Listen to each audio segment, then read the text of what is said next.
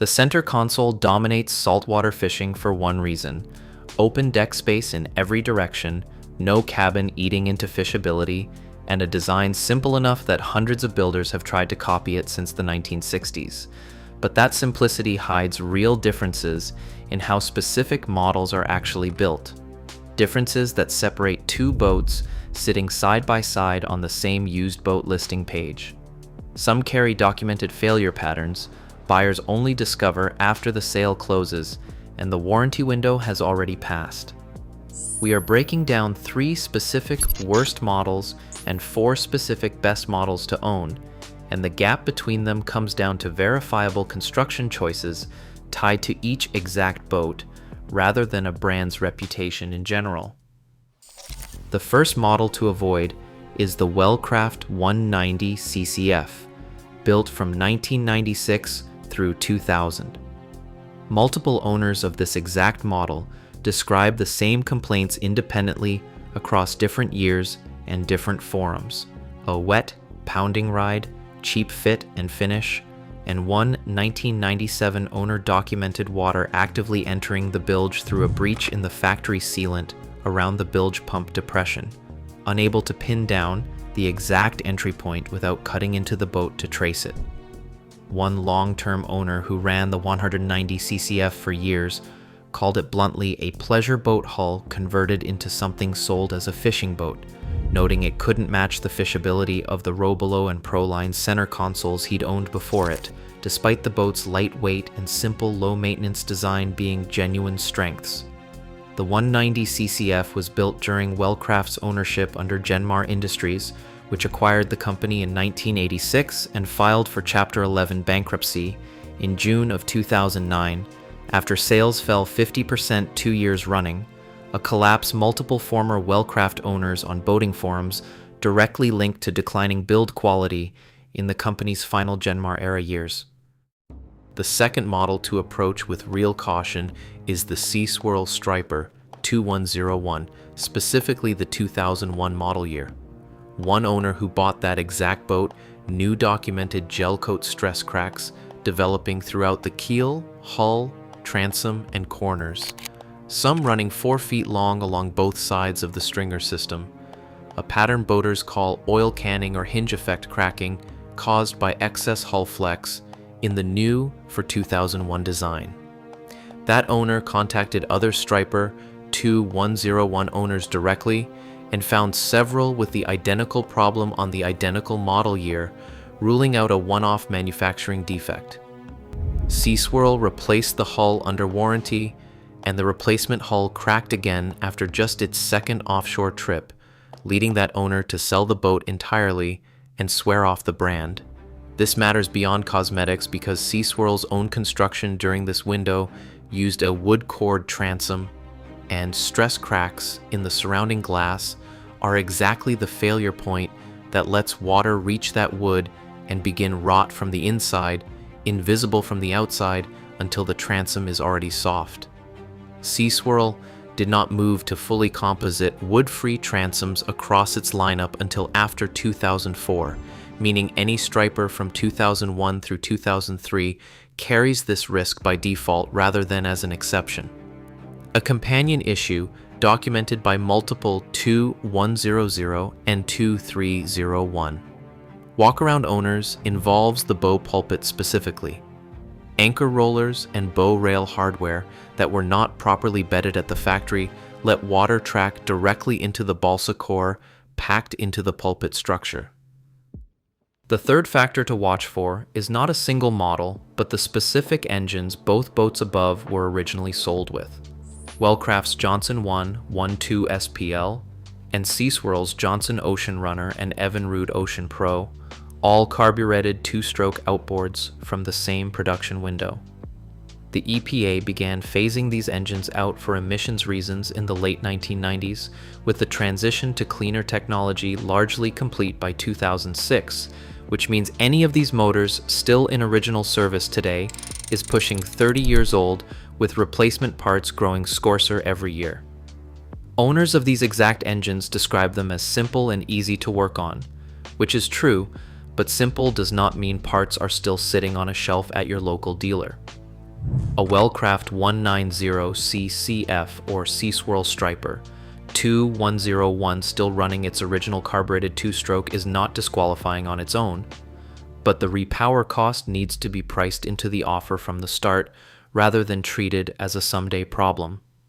If you have made it this far, do yourself a favor and subscribe if you want more of the best boating content you won't get elsewhere. The Grady White Marlin 28, launched in 1989, was the first model built on the SeaVee hull, a continuously variable dead-rise design Grady White developed with naval architect C. Raymond Hunt, specifically to sharpen the dead rise from 20 degrees at the transom to roughly 30 degrees amidships. Grady White, founded in 1959 and family-owned by the Smiths since 1968, built the Marlin 28 to answer directly to the rough water off North Carolina's Outer Banks, where the company is based. That hull architecture has gone on to rank first in every one of the 8 J.D. Power & Associates marine studies ever conducted, an independent result repeated across decades rather than a single-year award. The Marlin 28 itself used wood in select structural members, standard for the era, until Grady White eliminated wood entirely across its lineup in 2012 in favor of full foam cord construction. The SeaVee 34, introduced in October of 2010 at the Fort Lauderdale International Boat Show, was the first recreational center console in the industry built around a single-engine pod drive developed jointly with ZF Marine. The system paired a ZF 2800 series pod, rated to 480 horsepower, with an integrated bow thruster controlled by joystick, letting a single-engine boat dock with the maneuverability normally requiring twin engines, a genuine engineering first, rather than a repackaged version of an existing system. SeaVee itself was founded in Miami in 1974 by Captain Don McGee, selling factory direct to offshore anglers who wanted real input into their own boat, and has been owned since 1994 by 3 childhood friends, Ariel Pared, Moises Rodriguez, and Ralph Torres, after Pared fell in love with his own custom-ordered SeaVee hull and eventually bought the company from McGee outright. Every SeaVee hull, the 34 included, spends up to 10 days curing in the mold, permanently bonding hull, stringers and liner into one structure rather than joining separate pieces together after each has already cured on its own.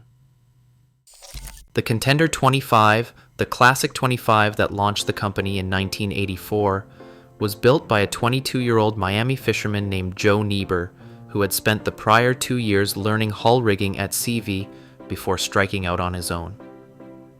40 years later, Niebuhr still personally oversees design and production out of Contender's Homestead, Florida facility, which now builds roughly 350 boats a year across the lineup the Classic 25 started.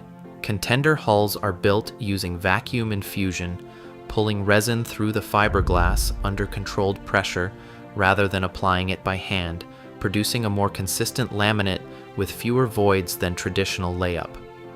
In 2023, Niebuhr opened a second American facility in Fort Pierce, specifically to move the entire company onto infusion technology, the same commitment to construction method that defined the original Classic 25 nearly 4 decades earlier. The Everglades 395cc earns the top spot because its underlying construction process solves the exact failure point every other boat on this list eventually has to be surveyed for. Founder Bob Doherty spent decades at Boston Whaler, where he helped develop the original unsinkable foam hull and invented the first center console, giving him a rare inside view of exactly where competing hull designs eventually fail, before patenting RamCap in 1999 after leaving the company to build boats his own way. RamCap pre-molds a high-density structural foam core to the exact shape of the hull before bonding it to the liner under pressure, rather than injecting foam blindly into gaps after the hull and deck are already assembled.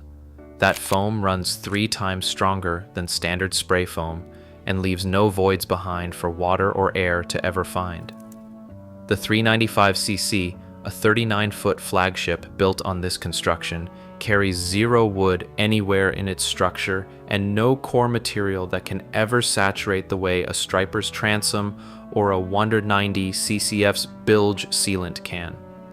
Everglades backs the 395cc and every model in its lineup with a transferable lifetime hull warranty, a guarantee the company can make specifically because there is no ROT-prone material left anywhere in the boat to eventually fail, decades down the line. The pattern across all 7 is the same one that matters on any specific boat, not just a brand name. The worst models share a documented failure point tied to a specific material or a specific stress pattern discovered by real owners of that exact hull. The best models each represent one specific verifiable engineering decision that removed a failure point entirely rather than delaying it. Knowing which side of that line the specific model in front of you sits on is the only question that actually matters before you buy.